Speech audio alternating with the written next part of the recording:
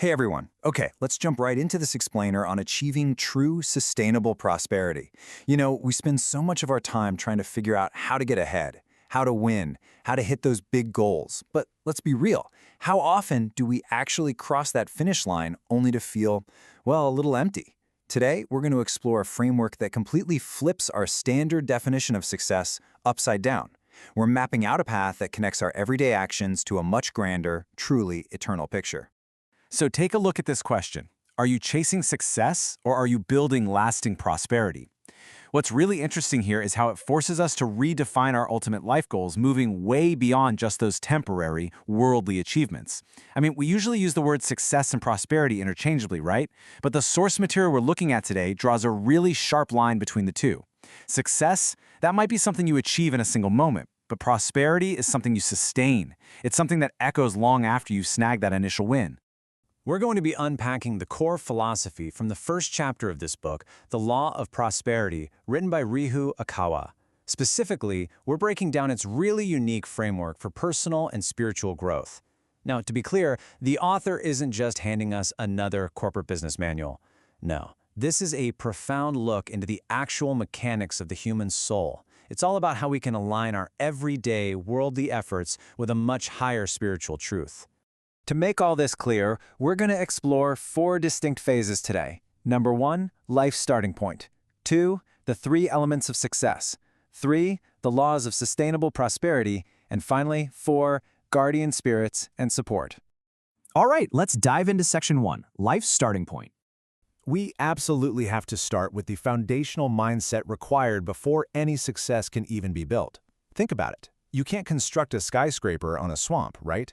In the same way, you literally cannot build true prosperity without getting your baseline philosophy right. The author emphasizes that the very premise of living in a physical body on this earth is taking absolute 100% self-responsibility for our choices.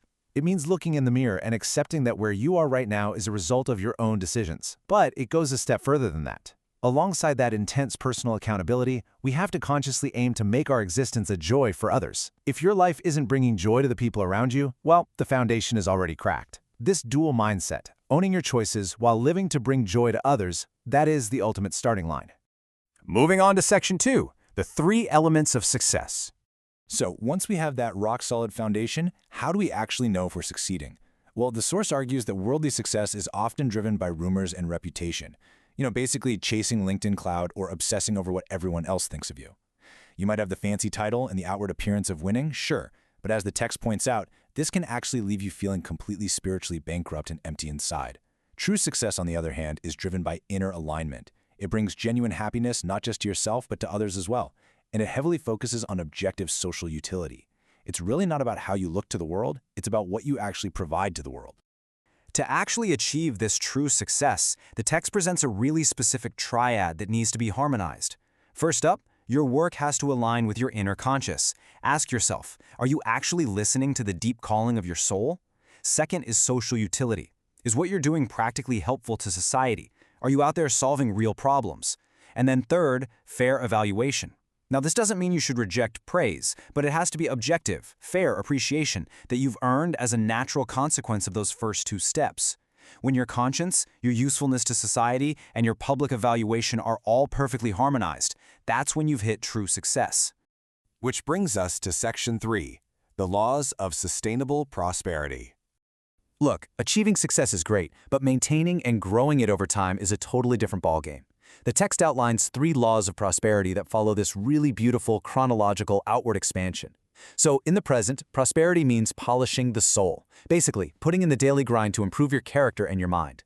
Then, moving into the future, prosperity becomes about positive influence. It asks the question, are you taking that polished soul and actually using it to inspire and uplift the people around you? And finally, looking beyond your own lifetime, prosperity is all about leaving a legacy. It's about passing on something truly eternal to the generations that follow. You see, prosperity isn't static. It literally ripples outward through time. And when we talk about legacy, the author notes something I found incredibly comforting. Leaving a legacy absolutely does not require massive wealth. It doesn't require some prestigious academic pedigree or, building a giant bronze monument to yourself. Simply living one wonderfully inspiring life, facing your everyday struggles with courage and integrity, that is the greatest legacy you could possibly leave. A life lived truly and passionately has the power to literally shake the souls of the youth who come after you. That single, well-lived life, that's the ultimate proof of prosperity. And that leads us to our final part, Section 4, Guardian Spirits and Support. Finally, the text introduces this transcendent mechanism for infinite growth, and it moves way beyond just our own earthly efforts. The amazing thing is, if you want to sustain this prosperity, you don't have to do it all by yourself. The philosophy explains that we're actually accompanied by unseen allies. According to the text, absolutely everyone has a guardian spirit. And this isn't just some random entity floating around. It's actually described as a fragment of your own soul residing in the spiritual realm, acting as your personal protector and teacher. How cool is that? Furthermore, if you're undertaking significant work, maybe you're an artist, a community leader, or some kind of innovator, you might also receive help from a guiding spirit. These are specialized higher spirits drawn to your specific profession or grand task, and they are ready to offer you some truly profound inspiration. But here's the catch. Tapping into this immense support requires a very specific internal procedure. You definitely cannot just demand this help. First off, you have to empty your heart of ego. You've got to completely drop that "I did this all by myself" attitude. Second, you must cultivate profound humility. And third, you offer sincere prayer and gratitude to these higher spirits for their unseen assistance. When you actually live your life with this deep gratitude and humility, you throw wide open the door to receive their guidance. And this right here is the secret to infinite personal evolution, partnering your own hard work with the profound support of the heavens. This beautiful quote from the source material perfectly captures the core message of everything we've talked about today. It says, "The greatest legacy is life itself. It is the star of life that shows anyone can live a wonderful life." Your truest prosperity isn't sitting in your bank account, it's in becoming a guiding star for others. By taking real responsibility, harmonizing your success, doing the hard work of polishing your soul, and living with humble gratitude, your very existence becomes a literal beacon of hope for humanity. As we wrap up this explainer, I want to leave you to reflect on this final, pretty massive question. Based on these profound laws of prosperity, what eternal impact are your daily actions creating right now? Are you just chasing a fleeting reputation, or are you actively polishing your soul to leave a true star of life for the next generation? Think about your starting point today and let that guide you toward true, lasting prosperity. Thanks so much for joining me on this journey through the text. I really hope it sparks some incredible growth in your own life. Catch you next time. Welcome to this explainer. All right, let's just jump right into it. Today we're exploring a highly practical framework for overcoming life's inevitable friction and actually building lasting success. We're basing this on a fascinating 1988 seminar on the law of prosperity. Now, you might be thinking, 1988? Why are we talking about that now? But honestly, human nature, ambition, and how we handle failure, that stuff hasn't changed one bit. The solutions are completely timeless. We're going to unpack how to shift your mindset, handle setbacks like an absolute pro, and ensure that the success you do achieve doesn't end up tearing you down in the long run. We've all seen it, right? It is incredibly frustrating when hardworking, genuinely well-meaning people just hit a massive wall in their lives or careers. So we're going to validate that struggle today and look at exactly why it happens. Have you ever noticed how some people seem to skyrocket to the absolute top of their field, only to crash and burn just as spectacularly a few years later? It's honestly heartbreaking to watch. But then, on the flip side, others manage to build this quiet, steady kind of success that just keeps compounding decade after decade without completely burning them out. So what's the actual difference between these two paths? Well, to answer that, we really need to redefine what prosperity actually means. We have to move away from chasing a temporary win and look toward a state of continuous, lifelong growth. The source material nails this. It argues that a momentary bloom, like a cut flower that looks gorgeous in a vase for just one day before it withers, that's not true prosperity. Real prosperity requires deep roots. It's about building a foundation that's going to last for the 60, 70, or even 80 years of your life, rather than just exhausting yourself for a brief victory that leaves you empty-handed in the end. Think about a sunflower seed. Even a massive, heavy, 3-meter-tall flower starts out as a tiny, unassuming seed. Our minds work exactly the same way. If you look at a tiny seed in the palm of your hand, you can't immediately see the giant, vibrant flower it's destined to become. The grand visions, the quiet ambitions, the specific hopes we repeatedly plant in our minds, those are the literal seeds of our future prosperity. But as any gardener will tell you, planting the seed is really just step one. before we can cultivate that seed, we have to look at the very real friction we hit in our daily lives. You plant your seed, you work incredibly hard, and then, bam, you hit a wall. A colleague opposes you, a business idea flops, a huge client drops you, or, and this one hurts, you have to watch a peer get promoted way ahead of you. It feels incredibly unfair. You might be wondering, why does this friction happen if our thoughts and actions are pointed in the right direction? The text gives us this brilliant diagnostic tool to figure it out. When you face a setback, it's actually often not a personal failure at all. It's usually just a misalignment in one of these three key variables: a mismatch of person, time, or place. Like maybe you have a spectacular idea, but you're trying to execute it in a corporate culture, the place, that just isn't ready for it. Or maybe you're dealing with a person whose communication style completely clashes with yours. But the biggest one? A mismatch of time. You might have the right idea and the right people, but the broader market conditions, or even your own maturity, just aren't ripe yet. When you don't understand these mismatches, it's so easy to let that manifest as profound negative friction.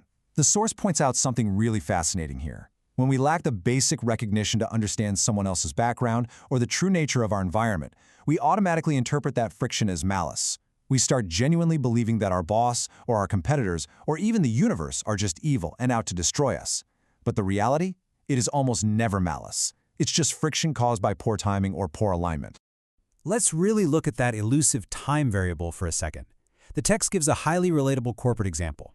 Imagine two colleagues up for a management role. One gets it in April. The other is devastated.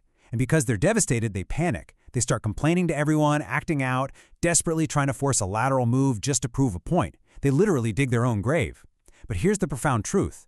If that second person had just waited, quietly, for 6 months, their time would have naturally come. Another position would have opened up. But their complete inability to wait caused them to entirely sabotage their own career.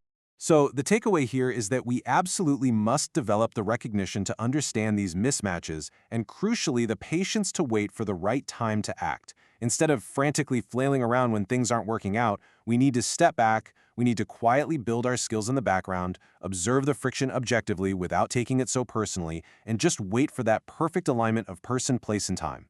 This is how you protect your energy and maintain true harmony.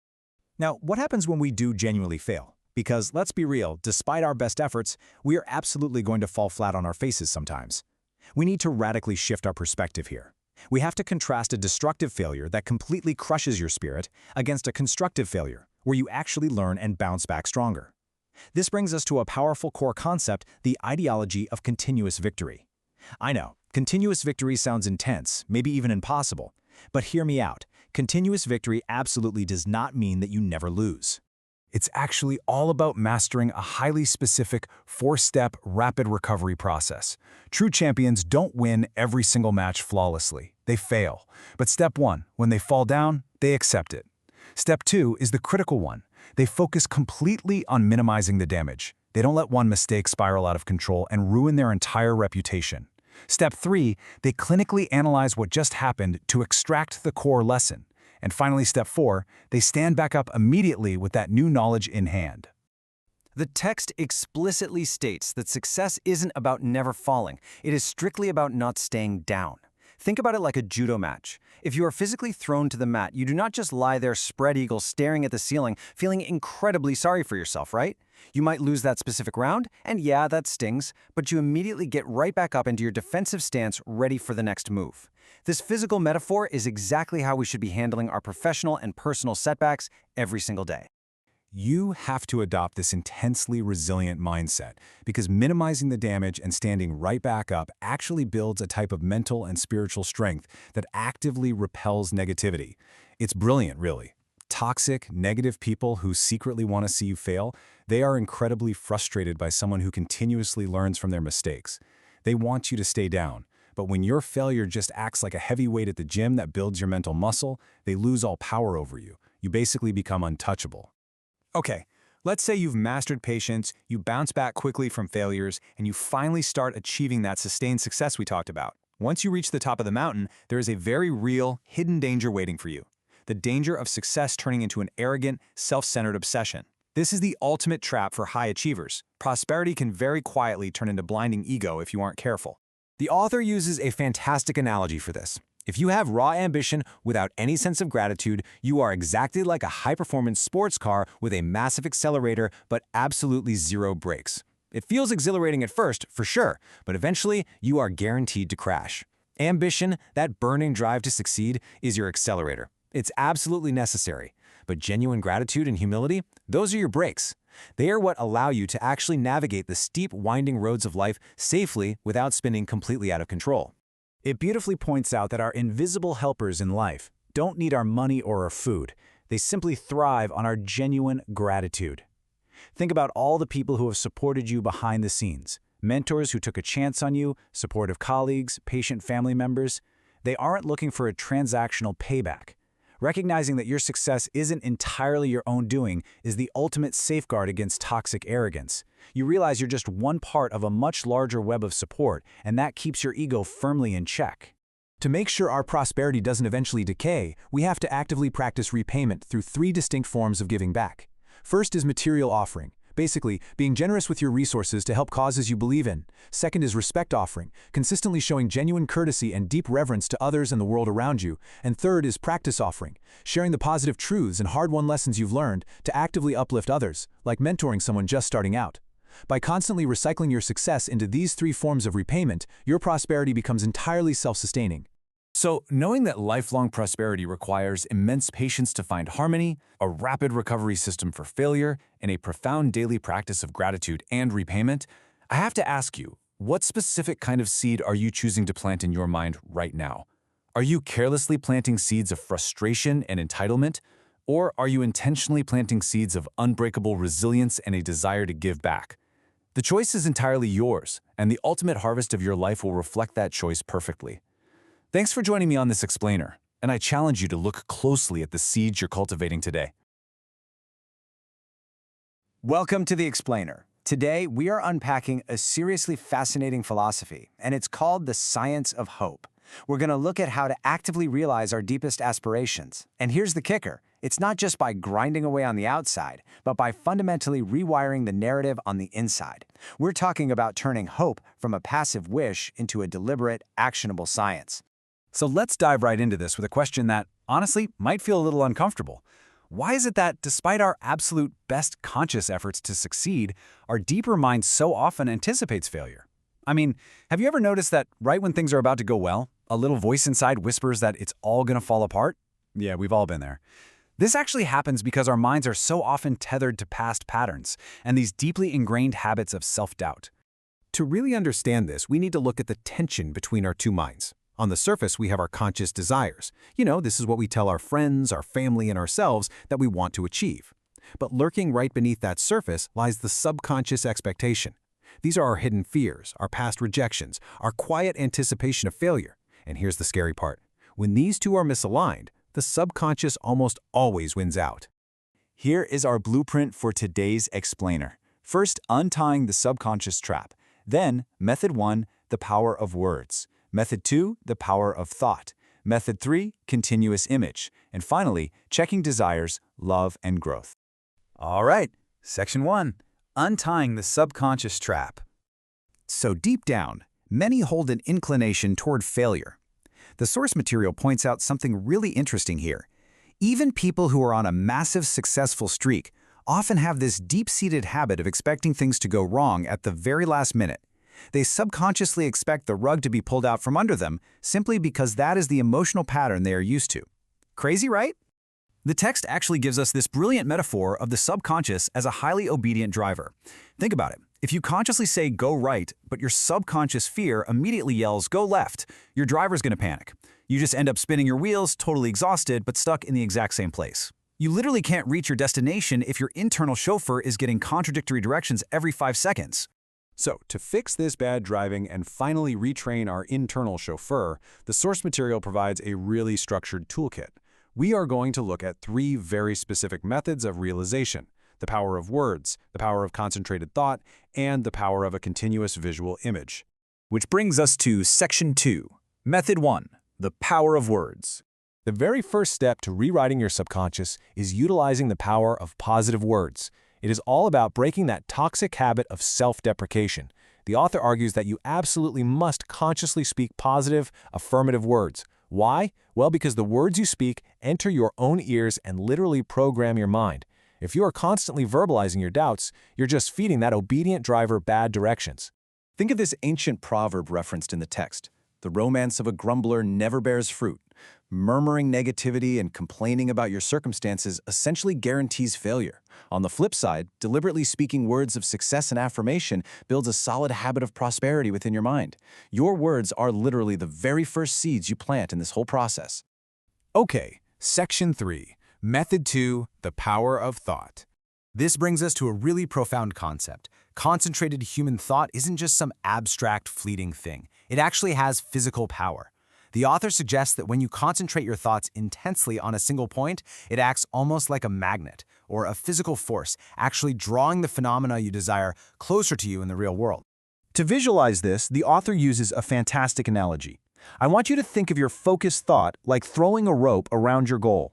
Once that rope is secured, you pull it towards you, hand over hand, with relentless focus. If your thoughts are all scattered, the rope goes slack. But with intense, unified concentration, you actually pull your target from the realm of imagination straight into reality. Moving on to Section 4. Method 3. Continuous image. Visualizing a clear, continuous image is absolutely vital. While words and concentrated thoughts start the engine, a sustained, vivid vision gives your subconscious a definitive, long-term direction to run toward. Your subconscious responds incredibly well to imagery. So if your mental image is fuzzy or, constantly shifting around, your results are going to be fuzzy and shifting too. If you can clearly picture your goal in your mind's eye, as if it is already a reality, your chances of success absolutely skyrocket.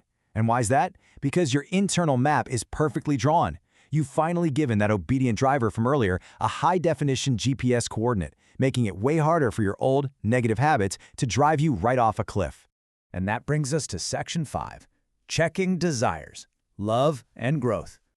Now, this is a truly critical step in the science of hope. Before finalizing your goals and applying all this immense mental power, the author insists you have to pass them through 3 vital checkpoints of love and growth.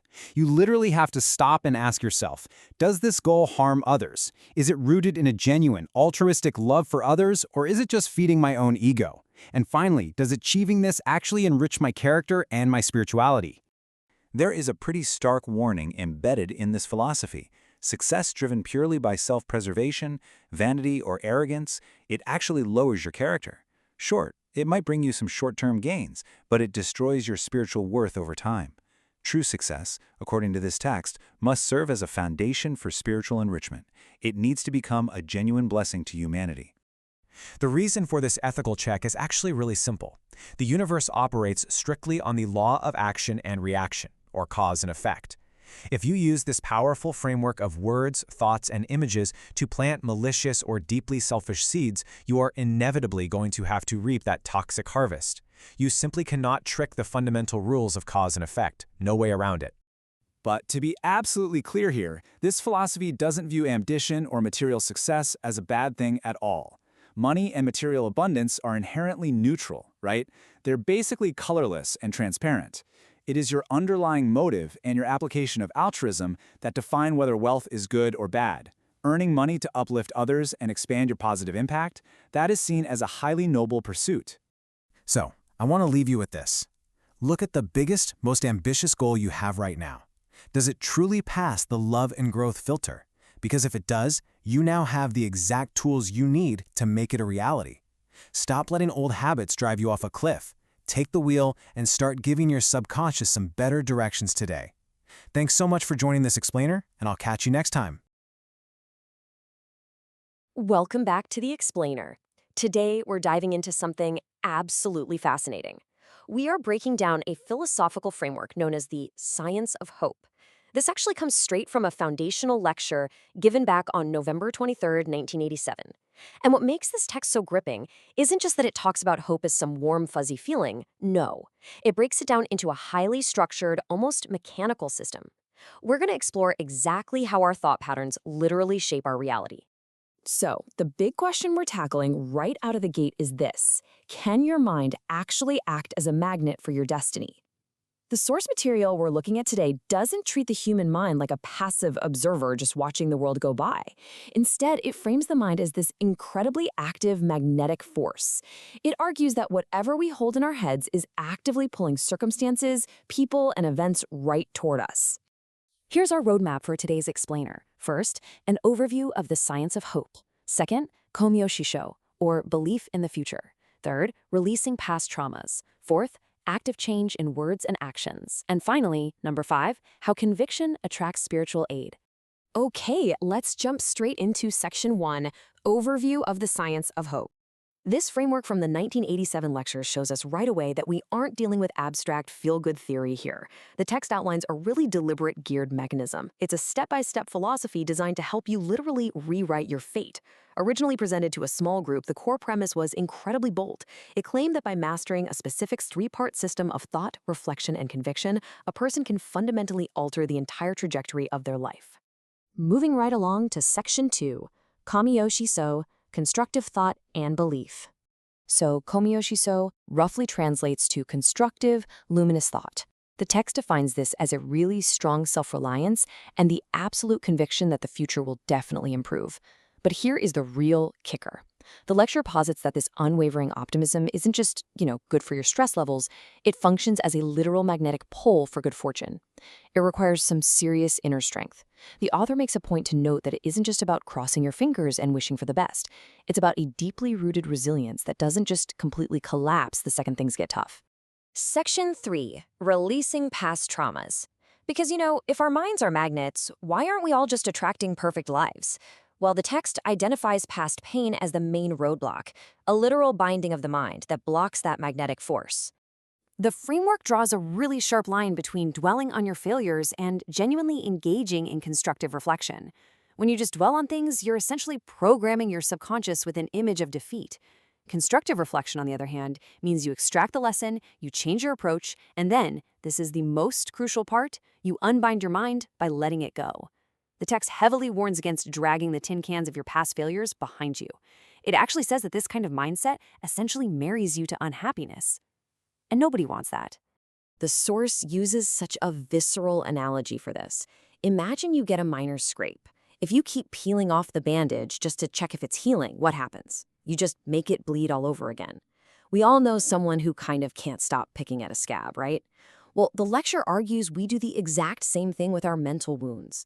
By constantly recalling and agonizing over past traumas, we're basically ripping off the mental bandage. To actually heal, you absolutely have to stop touching the wound. Building on that idea, the text points out a specific trap that a lot of really intelligent people tend to fall into. It warns against analyzing your past mistakes endlessly, kind of like a philosopher in despair. People can spend 10 whole years dissecting exactly why they were wronged or why they failed, but perfectly explaining the reasons for your unhappiness doesn't actually make you happy. True reflection isn't about wallowing in guilt. It's about making a clean break so you can finally seize the happiness that's sitting right in front of you. Which brings us to Section 4, active change in words and actions. So, once you've stopped peeling those mental bandages and released those bindings, what comes next? The philosophy breaks the action phase down into 3 super practical steps. Step 1, like we just talked about, is deep reflection to clear away that inner turmoil. Step 2 is incredibly specific, deliberately changing the words you speak out loud. And Step 3 is taking confident action.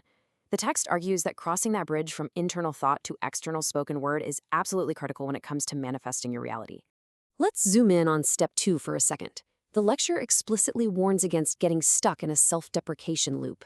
If you're constantly muttering things like, "Oh, I'm just bad at this," or "My memory is so terrible," the text claims you are literally programming your subconscious to fail.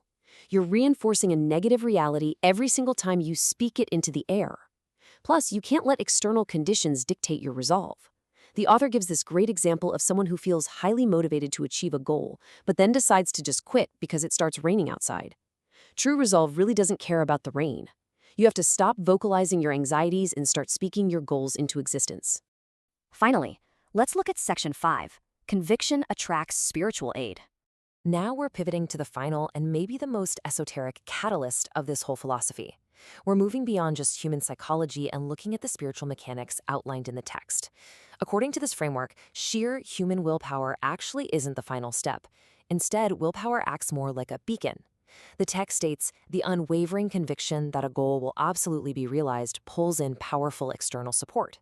When your conscious mind and your subconscious mind align perfectly, without even a single drop of doubt, that conviction acts as a massive magnetic force reaching way beyond the physical world.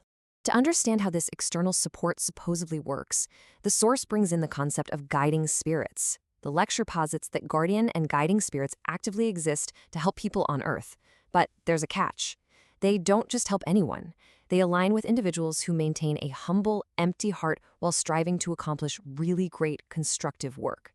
If you're deeply committed to a noble goal and you've managed to release those selfish attachments, the framework says these spirits will step in to provide powerful inspiration and spiritual cooperation.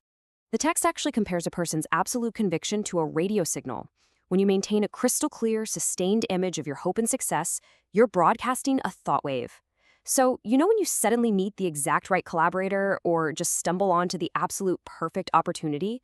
Well, according to the text, that is no accident. It claims those spiritual collaborators tune into your specific frequency, and they help arrange those serendipitous encounters for you in the physical world. So, the crucial point tying this whole explainer together is this genuinely beautiful visual metaphor from the text. Your subconscious is the soil, and your thoughts are the seeds.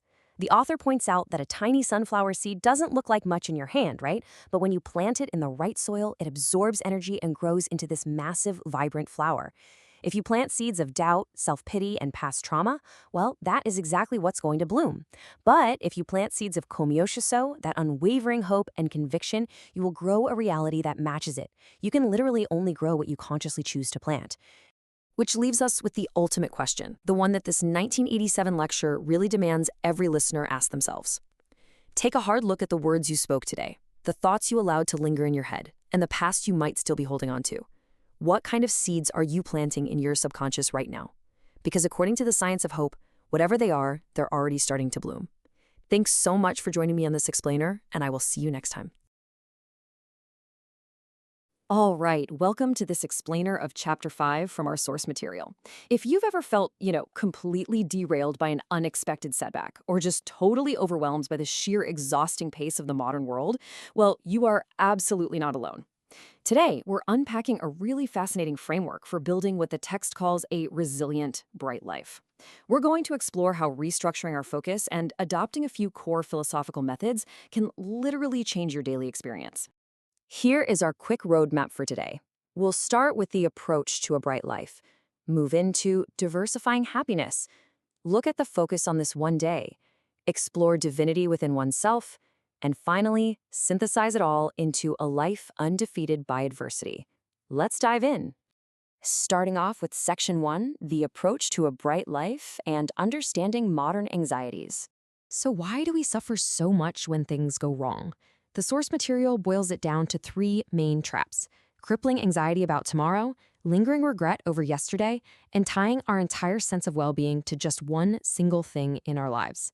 And honestly, these aren't just minor character flaws. They are massive structural weaknesses in how we approach our daily lives. Basically, we fail to manage our focus on time, and we totally fail to manage our focus on what actually brings us joy. Which brings us nicely to Section 2, diversification of happiness and restructuring our sources of joy. Okay, imagine structuring your life like a massive Japanese general trading company. These companies handle everything, right? Steel, textiles, food, machinery, the whole shebang. If the timber market crashes, they survive because their other divisions are still thriving. But if you live a single product life, one market crash or one personal setback basically bankrupts your happiness. Boom, your entire foundation is shattered just because you lacked structural variety and where you get your joy. Let's bring this down to earth. Think of a parent living entirely for their child, or a professional who is consumed 100% by getting that next promotion. If the child grows up and leaves home, or if that promotion falls through and goes to someone else, their entire world collapses into profound despair. That is the intense danger of investing all your emotional capital into a single source.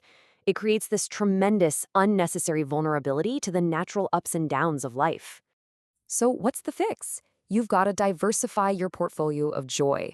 If things go wrong at work, you still have your hobbies, your community, your family, or your spiritual practices. Expanding your sources of happiness transforms you from this narrow, vulnerable state into a highly resilient, multidimensional person. Losing source A won't destroy you because source B and source C are still totally intact and actively keeping you afloat. Moving right along to section 3, focus on this one day and managing temporal boundaries. If you want to protect your pace, you absolutely have to establish strict temporal boundaries. Seal off the past, seal off the future. You need to isolate your mental energy entirely on the present 24 hours. The text argues that the vast majority of our unhappiness comes from a lack of temporal discipline. We're constantly letting our minds bleed into years gone by or pouring all our energy into years that literally haven't even happened yet.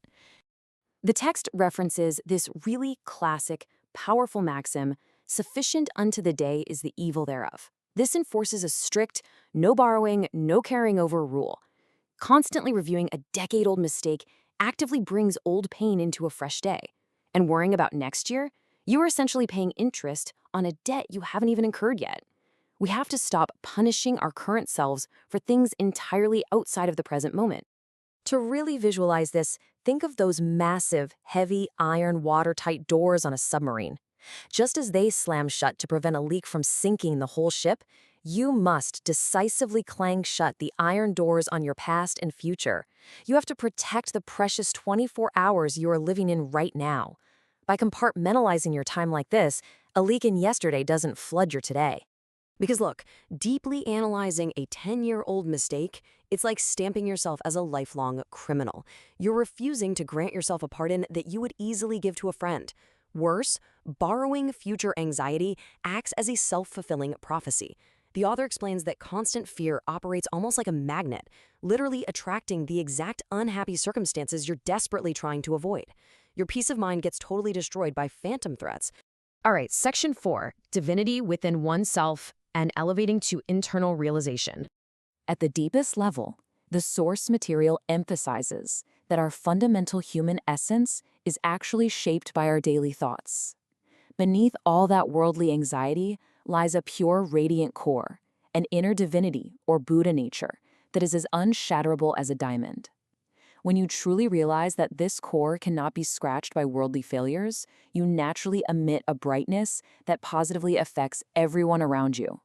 You start operating from a foundation of absolute, unshakable worth. But, and this is a big but, there's a catch here. You cannot maintain this inner light if you use 100% of your energy on worldly survival. If you are entirely consumed by the mechanical, day-to-day grind of society, you lose touch with that essence. You must reserve a portion of your day purely for spiritual grounding. It's about keeping your roots planted securely in the earth while you navigate the crazy demands of daily life. The text talks about deliberately breaking the endless chain of desires. You know the loop, where getting a bicycle makes you want a car and getting a car makes you want a garage, leading to this state of perpetual dissatisfaction. Stepping outside that endless loop, just to rest, listen to the wind, or literally just look up at the blue sky, is the hallmark of someone truly living a bright life. It is absolutely vital for finding calmness and recharging your soul. Finally, section 5, a life undefeated by adversity and synthesizing the bright life. All right, so how do we actually pull all of this together? The source lays out a really clear, comprehensive 3-step system. Step 1, branch out your emotional investments like a trading company to protect yourself from external shocks. Step 2, lock the watertight doors of today to stop those temporal anxieties from flooding in. And step 3, trust your inner diamond to build an unshakable bedrock of self-worth. Put together, these practices construct a life that is highly resistant to despair. So I want to leave you with this to think about. Take a hard look at your own portfolio of happiness right now. Ask yourself, is it time to diversify? And are your watertight doors truly closed on yesterday and tomorrow? Really think about it. Thank you so much for joining me for this explainer of the source material. Until next time, keep exploring and keep learning. Welcome to this explainer. Today, we're unlocking some seriously practical, timeless strategies for modern resilience. We're diving deep into Chapter 6 of a fascinating September 1987 lecture called Method of a Bright Life. And what's so incredible about this source material is how it speaks directly to the core anxieties we are all still dealing with today. It literally gives us a mental roadmap for navigating everything from tiny daily setbacks to total, overwhelming burnout. So be honest with yourself for a second. Have you ever felt like just one single failure could completely ruin your entire life? It's a heavy question, right? But we all know that modern struggle. It's that intense, suffocating anxiety we feel when all our hopes, our entire sense of self-worth, are tied up in one very fragile outcome. If that one thing breaks, well, we feel like we break right along with it. But the text we're unpacking today actually offers a brilliant framework for dismantling that exact fear. To help build that resilience, we're going to walk through 4 progressive mindset shifts today. First, dispersing life's risks. Second, every day in RBI. Third, viewing adversity as a new entrance. And finally, creating a torrent of good intentions. All right, let's jump right into part 1, dispersing life's risks. This is our first major perspective shift, and it completely rewires how we construct our self-worth. The lecture uses this brilliant business metaphor. Think about a single product company. If you only sell one thing and the market for that thing crashes, boom, you go bankrupt. It's incredibly fragile. Now compare that to a comprehensive trading company. If their exports are struggling, they just smoothly shift over to domestic sales. If one sector is down, another is up. The text argues that a lot of us are living our lives like single products companies. We tie all our happiness to one career track or one relationship, and when that falters, we snap. We need to become comprehensive trading companies in our own lives, flexible, dynamic, and adaptable. The author actually calls this the diversification of life. Relying on just one talent or a single path, that's dangerous. By actively developing alternative talents, setting up backup plans, or just cultivating totally different areas of interest, you're creating a buffer. If you take a hit in one area, your whole foundation doesn't crumble. You just pivot and shift your focus to another department of your life. So the huge takeaway here is to actively diversify your life's portfolio. You've got to cultivate multiple avenues for happiness. Have a plan A, for sure, but also a plan B, and hey, a plan C. By doing this, a single failure is absolutely never fatal. It's literally just a temporary dip in one sector of your otherwise thriving personal enterprise. Moving on to our second shift, taking us from the big picture down to the daily grind. Every day, an RBI. To handle our day-to-day fears, the text brings in a fantastic baseball analogy. We really need to stop obsessing over our strikeouts. When we step up to the plate of life, so many of us are just silently, agonizingly counting all the times we've swung and missed. But the lecture points out that focusing on the misses pretty much guarantees your batting average is going to drop, simply because your mind is totally consumed by past failures rather than the fresh opportunity right in front of you. Okay, so how do we fix this? Well, first, stop dwelling on the misses. Second, and I absolutely love this point, stop borrowing anxiety from the future. So many of us torture ourselves over future troubles that haven't even happened yet. Instead, the strategy is to focus purely on accumulating daily hits. In baseball, an RBI is a run batted in. You contributed to the score. You need to acknowledge every single RBI you score today. Seriously, no matter how tiny it seems.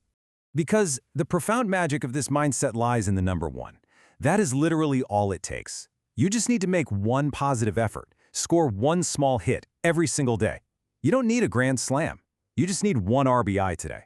By stacking up those single daily efforts, you steadily build a deeply resilient, bright life without getting paralyzed by the fear of striking out.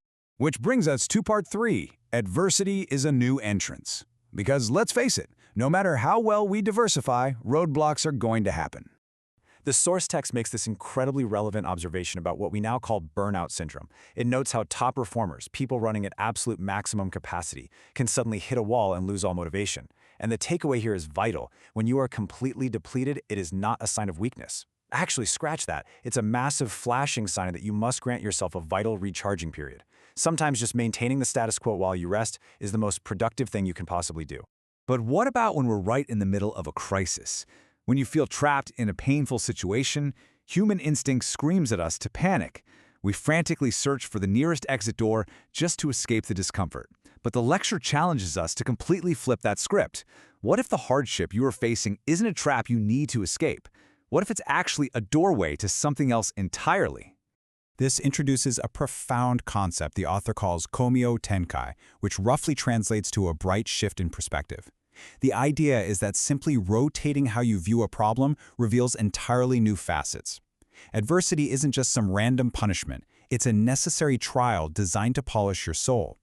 When you stop frantically looking for the exit and instead look for what the problem is trying to teach you, the obstacle itself literally becomes a new entrance to a higher path. All right, let's head into our fourth and final section, Torrent of Good Intentions. We've talked a lot about personal resilience, but how do we interact with the negativity and the sheer malice of the outside world? To understand this, we have to look at a core spiritual concept from the lecture, inner divinity. The text argues that despite all our societal conditioning and the materialistic world we live in, every single person possesses an inherent, brilliant light within them.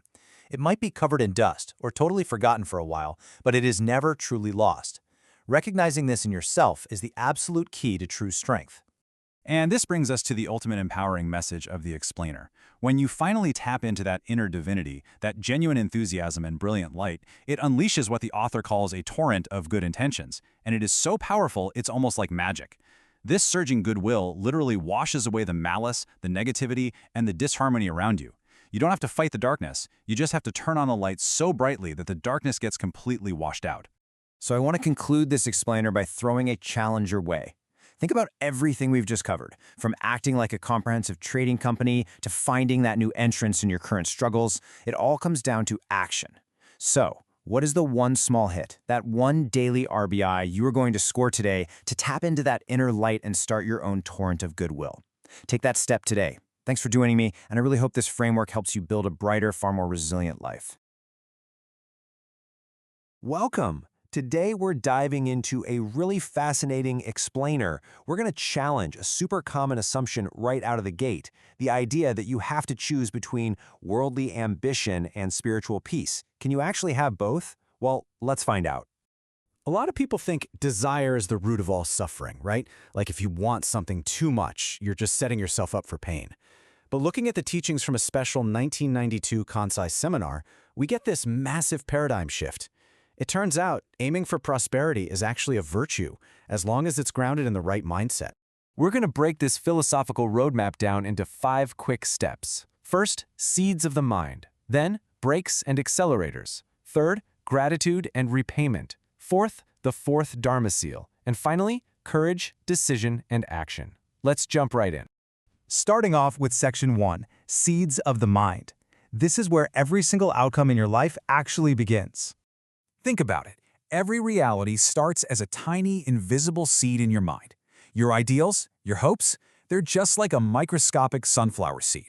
But just like that tiny seed absorbs sunlight and water to explode into a massive 10-foot-tall flower, the thoughts you plant in your mind absorb energy and grow into towering realities. Basically, the seed you choose to plant literally dictates your future. Okay, moving on to Section 2, Brakes and Accelerators. Let's see how we actually navigate this drive for success without losing our way. Here's the key takeaway. True success isn't about throwing away traditional spiritual teachings. You absolutely need the brake of knowing contentment. But you also need the accelerator, that pure, driven desire for prosperity. The secret isn't picking one or the other, it's mastering both. You have to dynamically shift between the brake and the accelerator depending on the situation. Which brings us to Section 3, gratitude and repayment. This is basically your ultimate spiritual safety net. So, let's say you're hitting the accelerator and you're achieving prosperity. How do you stop yourself from crashing? To sustain that success, just feeling thankful isn't going to cut it. You have to step up and actively practice what's called kuyo. This means taking your gratitude and turning it into real, tangible repayment to others and the divine. There are 3 main ways to do this. There's material repayment, where you give wealth or resources. There's ceremonial repayment, showing respect through your actions and manners. But the highest, most revered form, action repayment. That's when you actively spread the truth and help guide others. That action is literally the most powerful stabilizing force for your own success. Now, Section 4, the 4th Dharma seal. This is where we see a massive spiritual paradigm shift. Traditionally, Buddhism relies on the 3 Dharma seals, concepts like impermanence and non-self. And while they're true, they can sometimes lead to a slightly pessimistic vibe, right? Like, the physical world is just suffering and everything fades, so let's just detach and escape it. But here's where it gets amazing. This seminar introduces a 4th seal called Komyo Shogun. Instead of denying the physical world, it's this incredibly empowering call to action. It urges every single one of us to radiate light from our inner Buddha nature, our inner diamond, and actually build a utopia right here on Earth. It's exactly like that famous Buddhist parable of the jewel in the collar. There's this poor man wandering around for years, suffering, completely unaware that a wealthy friend had actually sewn a priceless, literal gem into the lining of his coat. He was rich the whole time and just didn't know it. Your soul is exactly the same. Every single person has this inner diamond. Recognizing this sacred hidden jewel inside you is a total game changer. It stops you from falling into empty materialism, but at the same time, it fuels a righteous, shared kind of success. Finally, Section 5, Courage, Decision, and Action. Because we have to ground all these high-level philosophies into gritty, real-world execution. Step 1 for actual prosperity? You have got to absolutely banish self-pity and complaining right now. Seriously, constantly saying things like, "I'm not good enough," or whining about your luck, that's planting a poisonous seed in your mind. It instantly kills that inner light we just talked about. You also can't be a flimsy thinker, the kind who gives up at the very first sign of rain. This seminar talks about having strong hips. It means having a deep, grounded resolve and the mental waist strength to push through adversity without snapping. So here's your step-by-step pathway. First, do the work. Accumulate real skills and put in the daily effort quietly in the background. Keep your mindset bright and constructive. But then, and this is absolutely crucial, when that perfect window of opportunity opens, you must make a resolute decision and take bold action without a single drop of fear. So as you try to balance spiritual peace with your own worldly ambitions, I want to leave you with this one question to chew on. Are you going to leave your inner diamond hidden away, or are you going to finally let it shine? The choice is entirely up to you. Thanks so much for joining me for this explainer, and I'll catch you in the next one.